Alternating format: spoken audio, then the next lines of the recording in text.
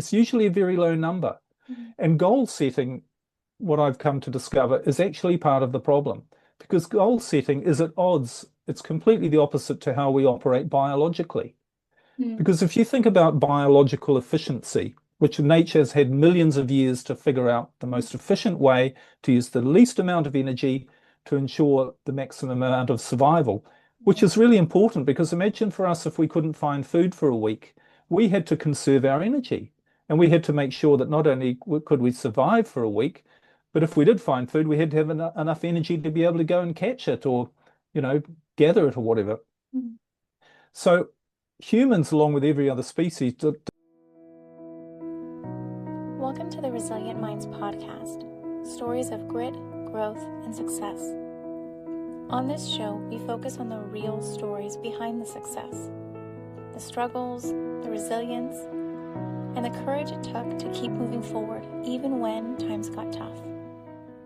My goal is to provide you with stories of hope and transformation, showing that no matter the challenges, there is a way forward, and you can find it. This is Resilient Minds.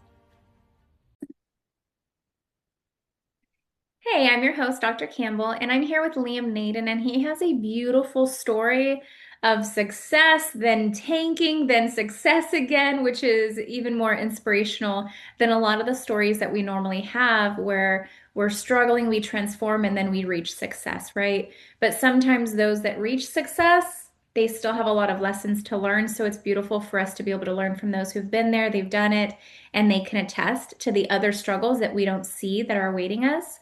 So Liam is a speaker and he's an author, and he's actually doing research that's very much in my field when it comes to balancing the nervous system. So I'm very interested on what he does, how he does it, and he's been doing it much longer than I have too. So thank you so much, Liam, for joining us. Hi, Jacqueline. Thanks very much for having me. Absolutely. So tell us what you do in your own words. Well, really, what I do these days is I help people get unstuck. I think what you were saying about entrepreneurs and how we can have all the success in the world, but if we don't really feel successful, if we don't feel fulfilled, it's like we get to the top of a ladder and we think, is this really what life's all about? What do I do now? So what I help people do is really get a lot of clarity about where they want to go in their life, but not so much about where they want to go. It's about how they get to where they're supposed to be. Mhm. Because very often people, and I was like this for a long time, I thought I knew where I was supposed to be going in my life. But I got there and I realized it wasn't what I was looking for.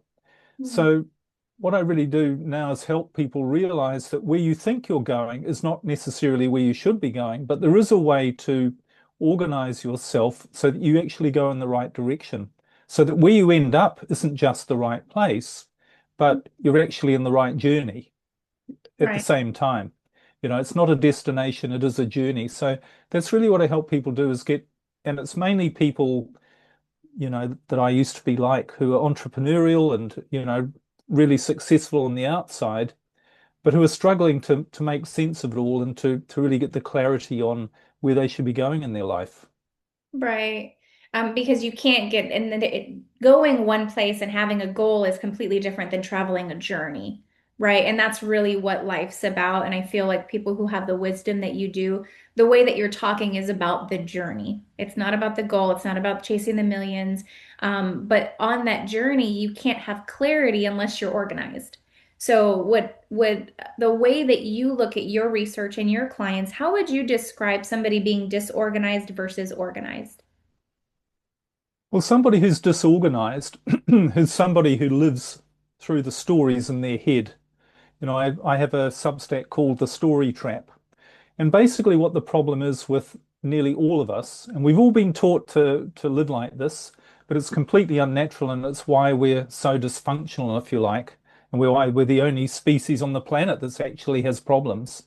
And the reason is because we're not actually living our life in the moment, we're responding to a story. So Yeah. what we do is we have all of these stories that are rolling around in our head, like, what should I do? Is this the right thing to do? What does this mean? Am I doing the right thing? Do I need to have more information? What are my goals? What are my plans? What's the right thing to do now? we're not actually relating to the present moment at all. We're manufacturing all these imaginary stories. And what we don't realize is that the brain, our brain, you mentioned neuroscience. What I discovered is the brain is not actually primarily designed to think. Now, Mm. that sounds really weird because we all think as human beings, the greatest thing we can do and what makes us the best species on the planet is that we can think. We can create words and we have language. But actually, that is our biggest problem, that we think, because, and we can get into the reasons why, but maybe people have had this experience where they weren't thinking and things were working really well. And a good example is love. What is love? If you were to ask anybody, have you ever felt love? And most people have. And for me, it was, I've had some amazing loving experiences. You said you're a mother. When your child or children are first born, you have this feeling that you can't describe. I'm sure you'd agree. So when you love somebody or when you feel love, the one thing that you notice about that experience is there are no words. You can't describe it. Yeah. And we say this, it's indescribable. So these things like love, they point to something in the way the human brain works. The human brain is not, it's tripped up by language, by words. Because actually, for most of human history, we didn't have language. We did what every other species on the planet did and does. We Mm. lived by instinct.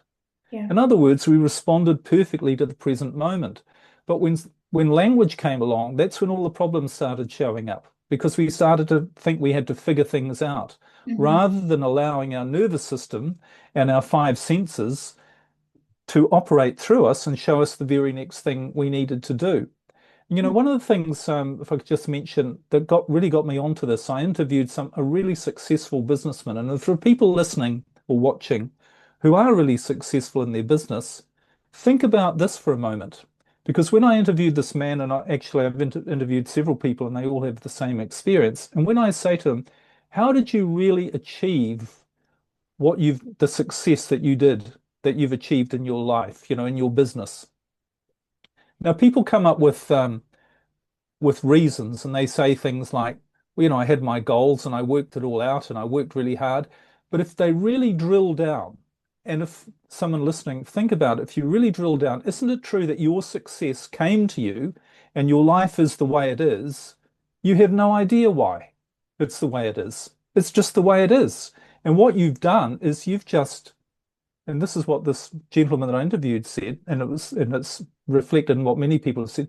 Well, I don't really know how it happened. I just sort of did the next thing that showed up, and then Mhm. something else showed up, and then something else showed up, and I just kept doing stuff.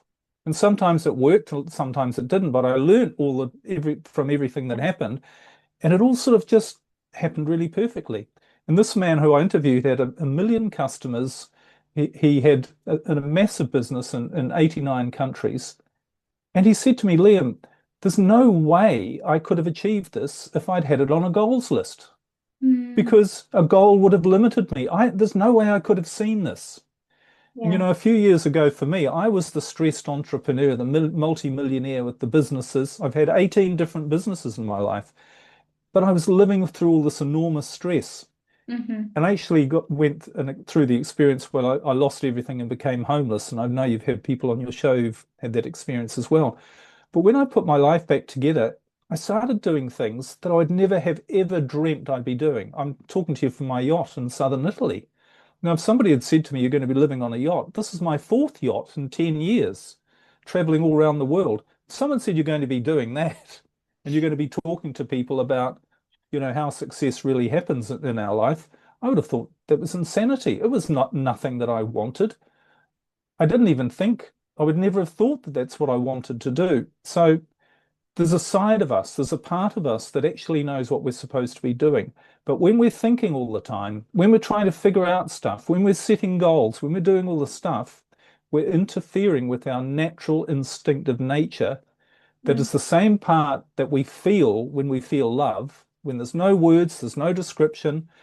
I mean, you ask anybody to define love, none of us can. And there've been people throughout the centuries try to do it through art and music and writing to define what love is. None of us can define it in words what it is. But Right. if you were to say, do you know what love is? We'd all say, yes, I instantly know what love is. I know what the feeling is. So we need to get away. If we really want to get unstuck and get clear, we need to stop the thinking part of our brain so much and start reactivating this part that already knows where we're supposed to be going, what we're supposed to be doing to be our best self. That's what I did, and things worked out in ways I could never have imagined. Right. When you're saying that, I hear intuition, right? Like it's innate, you can't explain it, but you know when you're in it and when it's guiding you because it doesn't go off of logic. And I can attest to that with my own story where I could look back. During it was very hard to see, but now looking back, it's a whole lot easier. So when I look forward, I'm like, okay, well, I knew how to look for this. But the things that people were telling me to do, the logic that I put into my goal setting, the strategy that I thought I had control in, it didn't really work out that way. What did work out is when I had an intuitive insight that I'm like, that's a great idea. That's way better than anything I could have come up with. And then I do it and it works. And I don't know how it works. It just happened. And so those insights, yes, I'm not saying that I don't set goals anymore and I have, a 10-year business plan and it's chopped up into different milestones, but traveling that, it's kind of like you set the compass and then you're like, okay, now how are we getting there? Because the how, I can't have logic because I'm not that smart. It whatever is guiding our intuition. And I personally, it sounds like you're talking about the same thing. Like you have learned the hard way that it's so much smarter than us. We're really not that smart when it comes down to it. What was the Well, I turning think it comes, yeah. to? Sorry to interrupt. No, I'm sorry to interrupt. I mean, we just make life so much more difficult than it actually is supposed to be. If you look through nature, and I live on a yacht, so I spend all my life in nature, which is wonderful.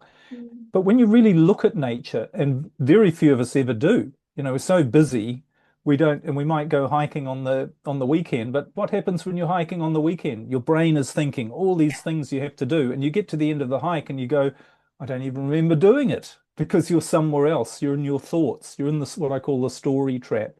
Yep. So we make life far more difficult than it needs to be because of our stories, because of our thinking all of the time.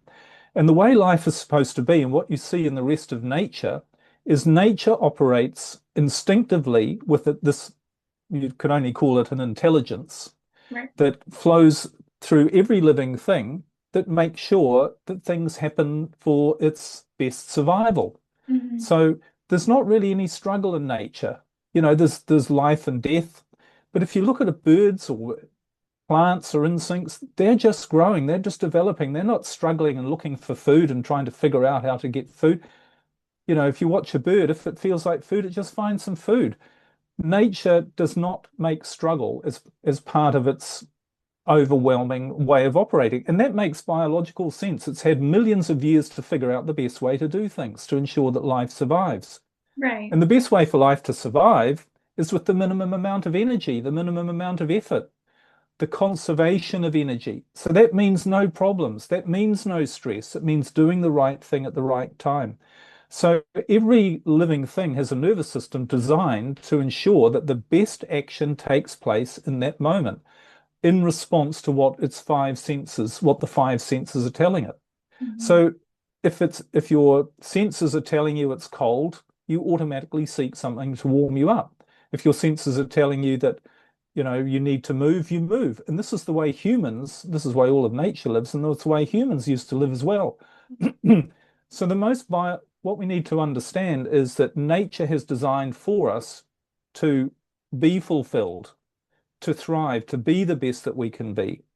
But it does it through instinct. And you mentioned intuition. That's another way of describing it. It doesn't do it through thinking. The most efficient way for you to be your best is not to know the next 10 steps or where you're going to be in 5 years, Mhm. because 5 years is only a concept that you've created through stories anyway. Mhm. Before we had language, we didn't have this idea there was 5 years in advance. It was only now. And Yeah. we've heard so many times through spiritual teachers and, you know, the power of now, be present. Spirituality and religion puts a different spin on it, and it says, have faith, Yeah. believe, trust, allow. What's the one thing all of those things have in common? When you truly have faith, when you truly trust, when you truly allow, you're not thinking, Yeah. you're in the present moment. Yeah. And you're really knowing that whatever's happening is going to work out the best for you. And that's not just a spiritual idea. This is a biological idea. This is the way we're biologically designed. And when we tap into our instinct and we start using this and doing what I call just taking the next step and not thinking about it, not thinking about where you're going to go, that's when everything works out far better.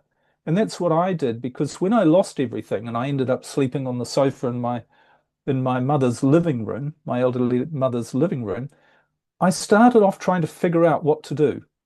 And I thought, I know I'd been to every personal development seminar, read every book. I had goals and, strategies and books and vision boards and all of it, techniques for rewiring my subconscious mind and changing my beliefs and doing all these things. I started out trying to figure out how to get out of the mess that I was in and where I should go. And I had all these goals that I thought I wanted and plans, and none of it worked. I Mhm. still stayed stuck. And in fact, all of those things had got me to what I realized to where I ended up with nothing, having lost everything.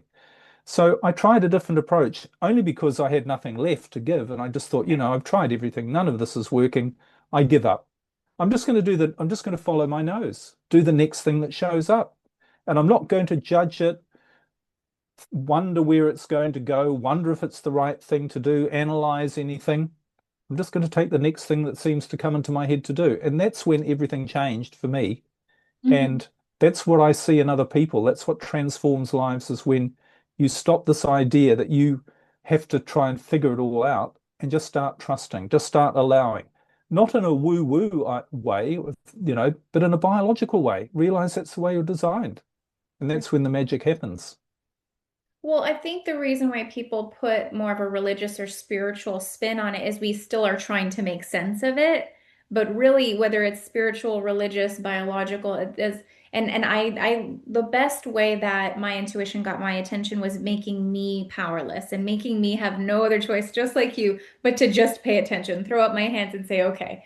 But neurologically, when you push and you push and you push and you're putting pressure on different parts of the brain, it's hard to get through, but then when you release that pressure, it opens naturally too. But you'll see that with things in the universe that they have that natural flow. It's just naturally resilient, but it's because it's going with the flow.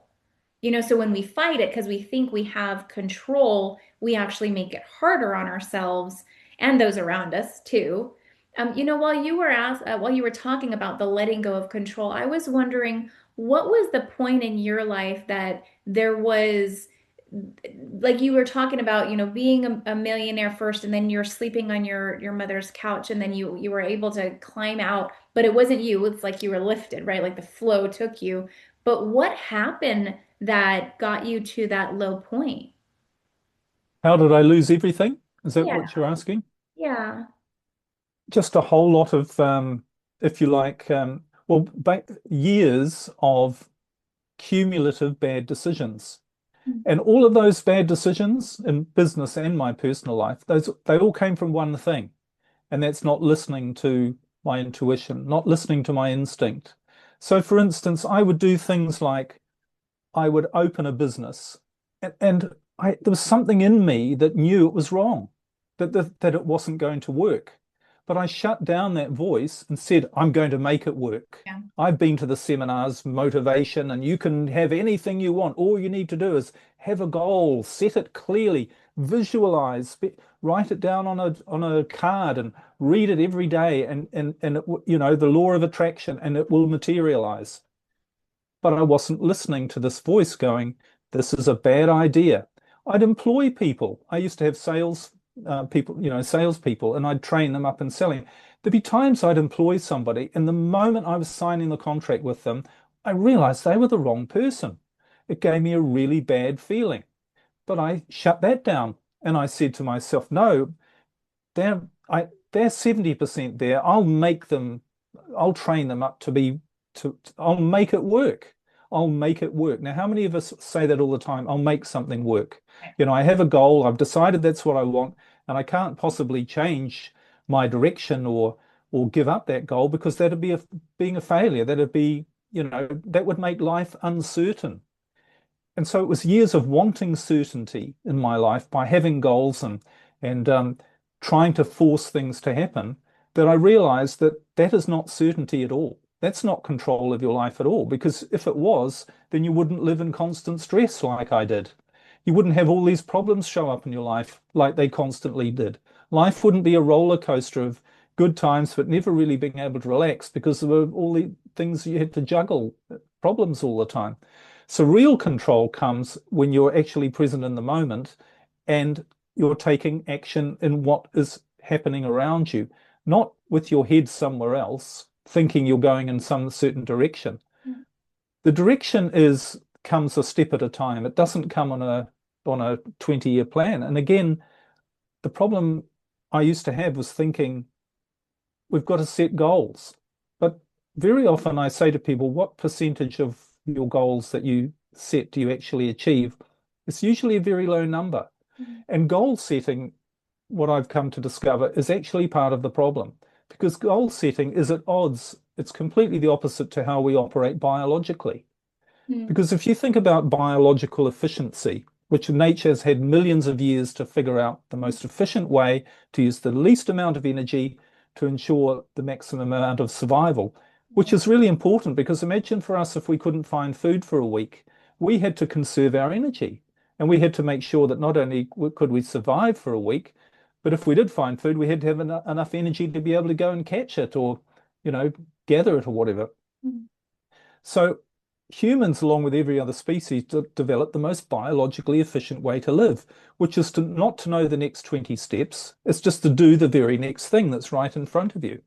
And you can think, if you think about it from an energy expenditure point of view, and this used to happen to me, if you set a goal, what happens when you set a goal? You say, how do I get there? Right, I need to figure out the steps to get there. So you give yourself 10 steps. Now, firstly, how much energy have you used in figuring out what those steps are? Well, firstly, in figuring out what you think your goal is. Then how much energy have you expended in figuring out what the steps should be? And then when you've figured out the steps, what do? You start evaluating whether they're the right steps. And you say, well, step number 1, is that what I should do right now? Step number 5, I'm not sure that that's the right step I should take. I don't know what to do for step number 5, so I need to go away and get some more information. So what's happening? You're wasting a huge amount of energy. You're not actually doing anything to move yourself forward.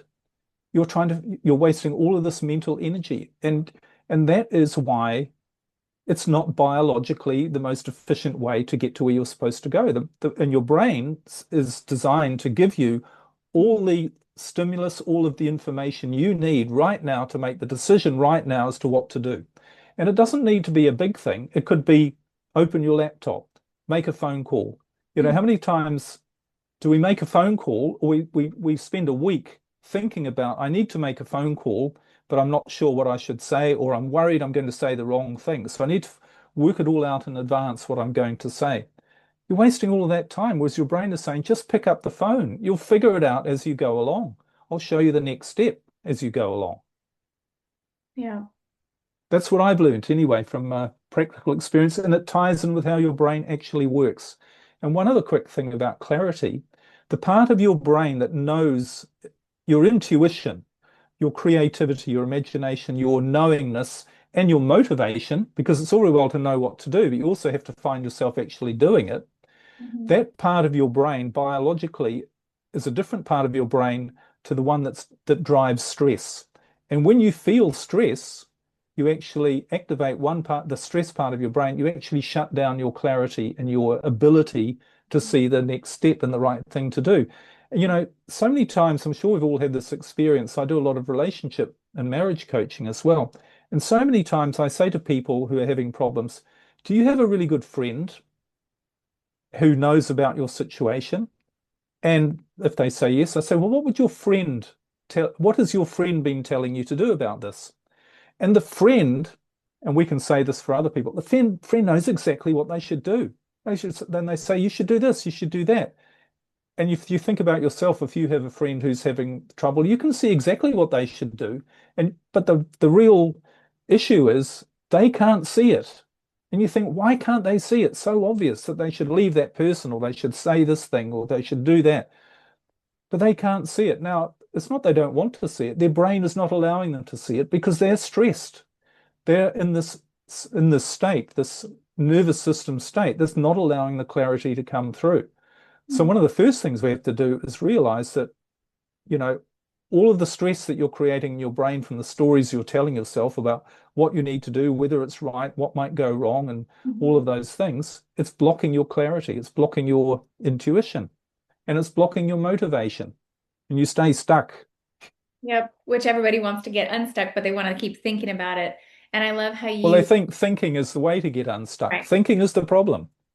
Exactly. There was actually, I think it was either a blog that you had recently or a training that you had because I was looking through your stuff, but it said why thinking so much is the problem or something along those lines. And I completely Mm. agree because, like you had emphasized just a second ago, when we bring all of our energy and we're present, we're not expending emotional energy. So we're conserving and we actually have more energy in the present. So not only do we find clarity faster, but we also energize more because we have it in our body. We're not expending it.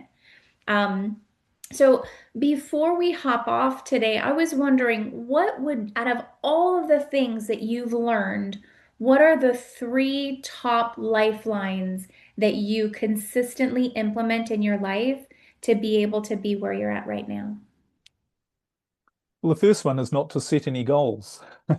And I know that sounds probably a little bit, but honestly, so much of my life has been completely unexpected. I mean, this year, my partner and I, we travel around when we're not on the boat, like in the winter, we leave the boat and we go somewhere else for a few weeks.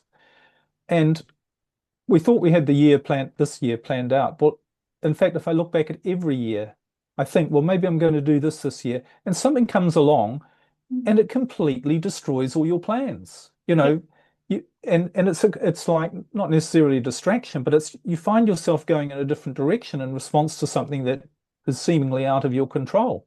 yeah, So what I learned a long time ago was it's a waste of time setting goals.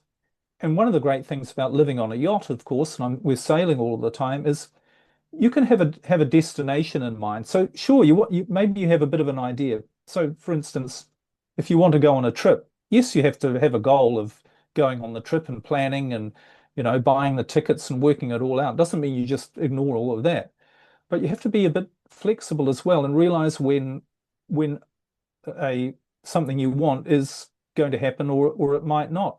And when you're sailing, of course, we can have a destination in mind. We can look at all of the weather factors and say where we want to go. So we set out on a journey, set sail, up anchor, and off we go for the day or the couple of days to go somewhere.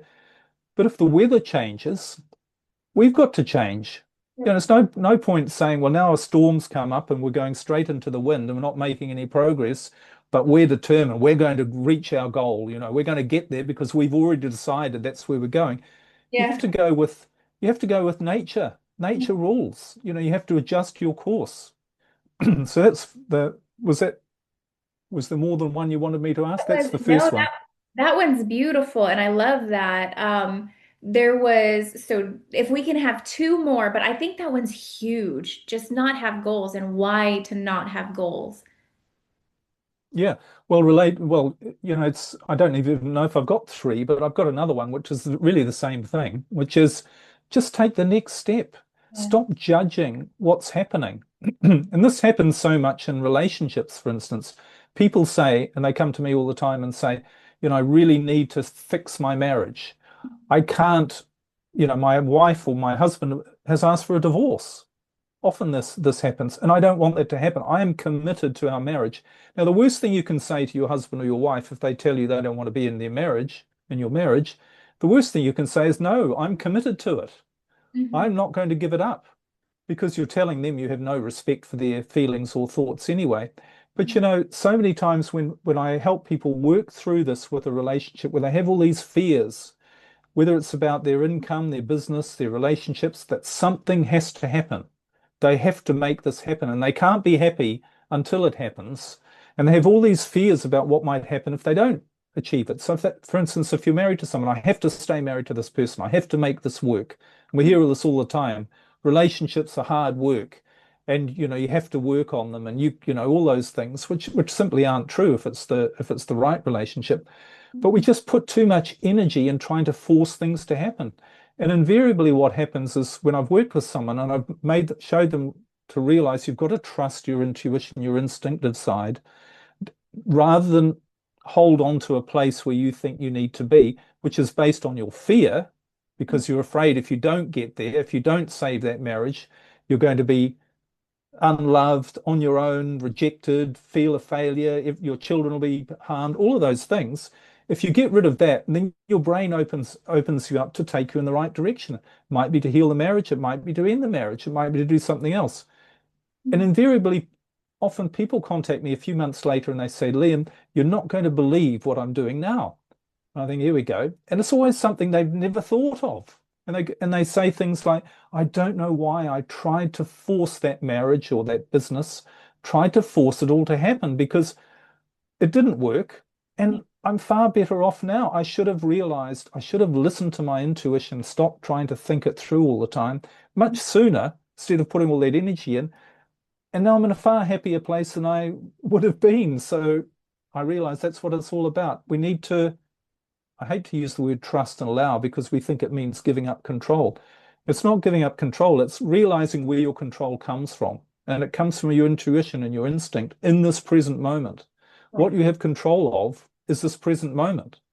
And Mhm. that's what you need to put your attention on and take action. It doesn't mean sit in the corner and wait for things to happen. Yeah. You actually do a lot more. You're a lot more productive, and things happen a lot better when you just focus on the present moment and just see what shows up. So that's the two things I do. Not think about too much about the future and where my life's going to go. And secondly, just enjoy this present moment and put what I've got into it. I actually think that you said a whole lot more than that too, to not give in to fear, to just take the next moment, to trust your intuition, to stay in the present. You're conserving energy. Like you actually gave so many golden nuggets, and I really appreciate that. I think it's going to be very helpful for anybody listening. Thank you. Absolutely. Thank Yeah, you so much for your time today. great to chat to you, and I hope we stay in touch. Thank you.